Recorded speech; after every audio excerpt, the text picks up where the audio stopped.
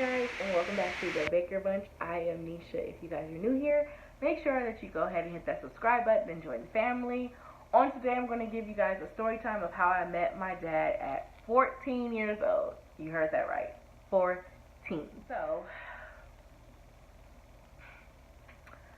I grew up like any other child until I realized, that I didn't have my dad, which was a little different. I remember being a kid crying, like praying and hoping, like, Lord, I want to meet my dad, I want to meet my dad. Why does this person have theirs and I don't have mine? I remember going to church, going up to altar call, praying and hoping and wishing. Growing up, when I asked my mom where my dad was, I don't think that she gave me a specific answer. She just said, like, the only thing she knew about him was his name. She knew that he was short. She always said, like, oh, he's short, so, because my mom's 5'9", like 5'9", 5'10", and my dad's 5'5". Yeah, I know. I knew that he was in the military, he was in the Marines. I knew that he was short, I knew that he wore glasses, and that's about it. That's all I really knew. So I remember, and I knew that he was stationed here in California for a little bit, and then they kind of basically lost. So in 2003, we started going to a new church, and I met this woman by the name of Pastor Taylor. So I remember going there on a Friday night, and I went up to her, and I was praying, and I was just like, I want to meet my dad one day. I just prayed that I could meet my dad one day. And she was just like, you're going to meet him. She was like, but when you do meet him, it's not going to be what you expect. So, of course, I'm like a Disney lover and everything, so I imagine it being like one of the Disney movies. I also imagine it being like What a Girl Wants with Amanda, what was her name? Amanda, what's the comedian name, Tay, from Nickelodeon? Amanda Vines? Yes, Amanda Vines. But it wasn't like that. So, little did my dad know, a couple months before meeting him, like maybe a month or two before meeting him, I got a thick envelope. I wish I still had it. I don't know where it is, but I got a thick envelope that said my mom's name from child support from San Bernardino County, which is where we lived. So in this envelope, there was documentation of like his information. So the first page said his name, his birthday, which I never knew his birthday. I've never been able to do like a Father's Day card, birthday card, Christmas, anything. So the first thing said his name, his date of birth, where he was from, where he currently resides, that he had got out of the military in 2002, and all of his information, that I had siblings, that he had married, and everything. So also on there it had an email address.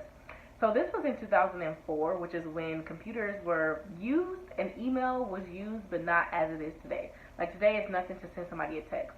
But back then, when I met him, you literally had to push the button like 3 times just to get S. You know what I mean? So that was a time that happened. So I'll never forget, at the time, I was dating this guy, and we were at school. We were in 9th grade.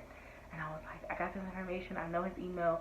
Let's go to the lab during lunch. My mom didn't know. I didn't have a phone, of course. And I was like, let's go to the lab during lunch and let me send an email. So I'll never forget my Yahoo email. I sent email, and actually, let me see if I can pull it up. Hold on, let's see.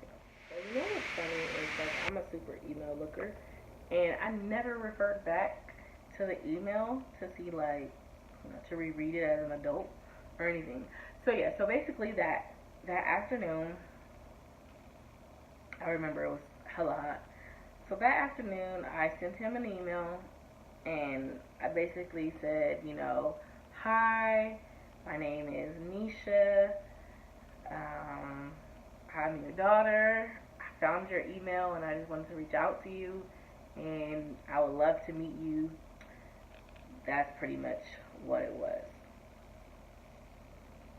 So, he replied back and basically said, like, my mom goes by her middle name, so she goes by Michelle. She doesn't really like her first name, Mimi or Michelle. But anyways, so when she met him, she went by Michelle, and that's who he knew her as.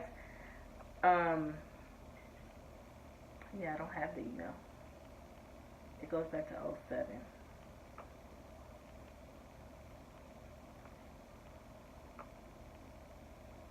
anyways, yeah. So yeah. So he didn't realize that it was me at first. So he wrote me back and said, there's some things that need to be handled, but you can give me a call, and he left his phone number.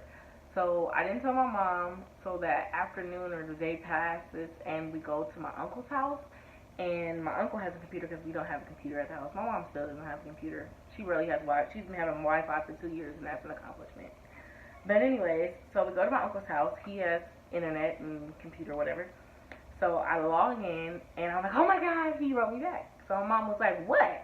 And I was like, oh, I emailed him when I was at school, and he wrote me back. So he writes me back, and as I'm reading the message, again, at this time, computers weren't as easy and simple as they are now. Everybody has a Facebook, everybody has a whatever, but that wasn't the case then. So I pulled up the profile, and my mom damn near knocked the computer off, because she's like, that's him, that's him. I'm like, oh God, okay. So I call him, and I'm like, Burnell, I don't know. I've never said dad. Like, again, like my mom was with my sister's dad, who's my stepdad, for 13 years of my life, but I never referred to him as dad. I never used the term dad. So to be able to talk to somebody who is, it just was mind-boggling.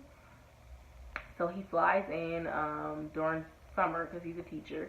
So he flies in during the summer, and we meet in person, and we have to go to child support to get DNA tested, because, like I said, he didn't know my mom by her first name, so he knew her by Michelle.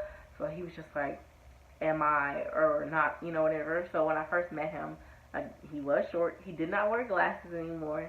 And the first thing he said was, he was smiling at me, and he was like, you look like my sister Sheila. And I'm like, okay. Alright. So I guess that's kind of like a confirmation type thing that I look like the family. I don't know. So anyways, we went to the child support office. We got the swab done on both of our mouths. DNA test came back 99.9% sure that I am indeed his. And that's pretty much how we've met. So I have known him now for about 14 years. We have, I feel like we're both strong personalities. So I think like when I met the pastor that night, and we went there for 10 years, and she was saying like it won't be like I imagined. I guess like the fairy tale of like, okay, having that father-daughter relationship, and like being a little girl again, and sitting on your dad's lap, and helping with your homework and stuff like that. Like I didn't get those experiences, but what I can say is I've been able to like before marriage, I would fly down there every year. Every summer we went and we hung out, and we would go on road trips, and I've been so many places due to our relationship. I've been to Chattanooga, I've been to DC, I've been to Chicago, I've been to Wisconsin, I've been to Texas, I've been to Mississippi, Georgia, Florida. I've been to so many places because of our relationship and because of road tripping. And Tamir has been able to fly and go to the South. Tayari has been able to fly and go to the South and see my dad and road trip with him and have those memories. So I feel like it wasn't what I expected it to be, but I'm so happy that persistence and prayer that I was able to meet him. And we did have kind of a, I wouldn't say a falling out, but I would most definitely say a misunderstanding and a miscommunication. So I had kind of like not talked to him for a couple of months. But this last month we've had this new, like, I feel like our relationship has been forever growing. I feel like as you get older, you need your parents. And though I am a wife, though I am a mommy, and though I am legally and technically grown and have my own house, like, I still feel like I need that relationship. I can never replace him as a father. And we've been doing this thing where every week we at least talk to each other once a week and kind of have like a pickup and a conversation. And it's so funny because I'll be doing something like driving or facial expression or action, and Tay is like, oh, you look just like Burnell. And it's just so crazy how, like, though I didn't grow up with him like that, there's certain characteristics that I have that are of him.